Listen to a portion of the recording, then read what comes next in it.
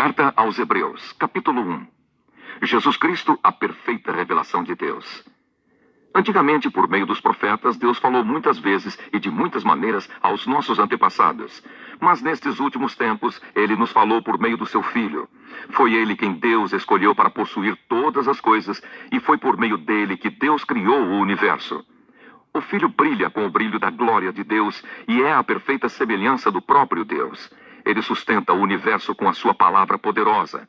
E depois de ter purificado os seres humanos dos seus pecados, sentou-se no céu, do lado direito de Deus, o Todo-Poderoso. O Filho e os anjos. Assim Deus fez com que o Filho fosse superior aos anjos e lhe deu um nome que é superior ao nome deles. Pois Deus nunca disse a nenhum dos seus anjos: "Você é o meu filho, hoje eu me tornei o seu pai." E também não disse a respeito de nenhum anjo: "Eu serei o pai dele e ele será o meu filho." Porém, quando Deus enviou ao mundo o seu primeiro filho, ele disse que todos os anjos de Deus o adorem. A respeito dos anjos, Deus disse: "Deus faz com que os seus anjos se tornem ventos e os seus servidores chamas de fogo."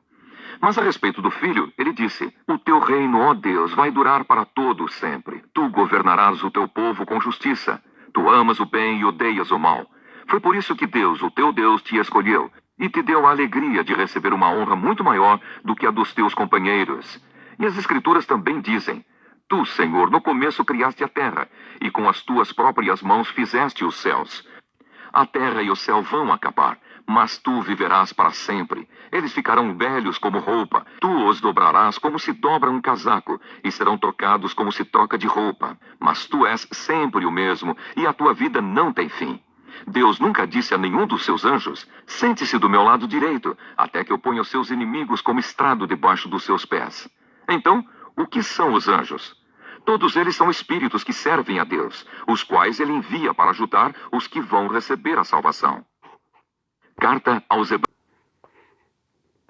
Resumindo e explicando, Cristo é o centro do sermão. O trecho é o mais denso de todo o Novo Testamento. Deus falou definitivamente em Jesus Cristo, o qual é a palavra viva e concreta de Deus. Tudo o que podemos falar sobre o projeto de Deus, criação, revelação e redenção, tudo encontra sua expressão definitiva em Cristo. Este é quem faz existir e salva toda criatura. Ele é igual em tudo ao Pai, e, glorificado, é muito superior ao mundo dos anjos. No capítulo 1, verso 5 ao capítulo 2, verso 18. Fala que muitas vezes imaginamos um Deus distante, para se comunicar com os homens. Deus se serve dos anjos, e os homens, para se comunicarem com Deus, se servem dos santos, os cristãos seguidores de Cristo. Confira 1 Pedro capítulo 1, verso 13 até o capítulo 2, verso 3. Uma vida santa. Portanto, estejam prontos para agir. Continuem alertas e ponham toda a sua esperança na bênção que será dada a vocês quando Jesus Cristo for revelado. Sejam obedientes a Deus e não deixem que a vida de vocês seja dominada por aqueles desejos que vocês tinham quando ainda eram ignorantes. Pelo contrário, sejam santos em tudo o que fizerem, assim como Deus que os chamou é santo. Porque as Escrituras Sagradas dizem: "Sejam santos porque eu sou santo." Quando oram a Deus, vocês o chamam de Pai.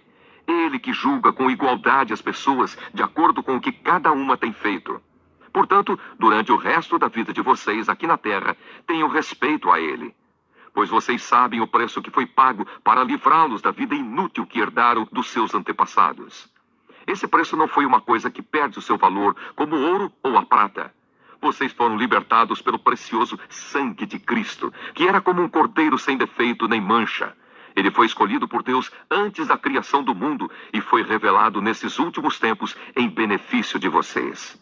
Por meio dele vocês creem em Deus, que o ressuscitou e lhe deu glória. Assim a fé e a esperança que vocês têm estão firmadas em Deus.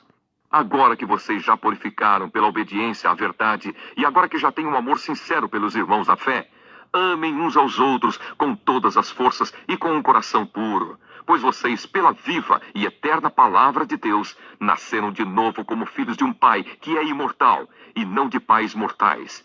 Como dizem as Escrituras Sagradas, todos os seres humanos são como a erva do campo, e a grandeza deles é como a flor da erva. A erva seca e a flor cai, mas a palavra do Senhor dura para sempre. Esta é a palavra que o Evangelho trouxe para vocês. 1 Primeira carta de Pedro, capítulo 2. A pedra viva e a nação dedicada a Deus. Portanto, abandonem tudo que é mal, toda mentira, fingimento, inveja e críticas injustas.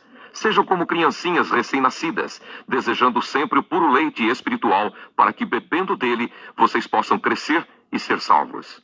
Pois, como dizem as Escrituras Sagradas, vocês já descobriram por vocês mesmos que o Senhor é bom. Resumindo e explicando.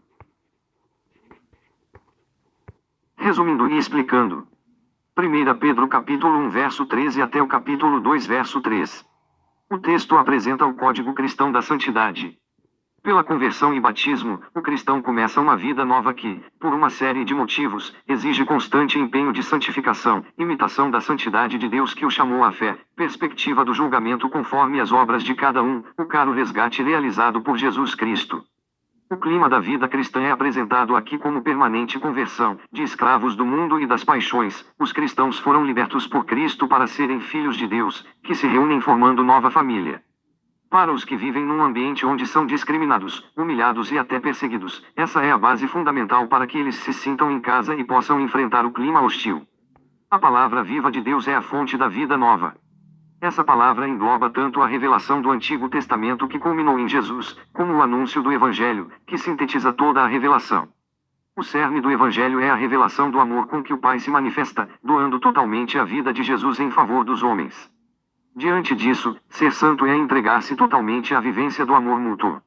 O autor mostra que não há mais necessidade de outros intermediários, Jesus está intimamente unido a Deus, capítulo 1 versos 5 a 14, e, ao mesmo tempo, está próximo aos homens e solidário com eles, capítulo 2 versos 5 a 18. Os santos, mais do que intercessores, são testemunhas que procuraram ser fiéis no seguimento de Cristo, tornando-se exemplos concretos que nos estimulam a construir a história em direção a Cristo e com Ele. Não há comparação entre Cristo e os anjos. Estes são mediadores subordinados, mensageiros que obedecem continuamente às ordens de Deus. Jesus, porém, é o Filho primogênito, e esse título de honra, reservado a ele, mostra a sua superioridade em relação às criaturas. Ele está entronizado, recebe adoração e participa da condição de Deus por toda a eternidade.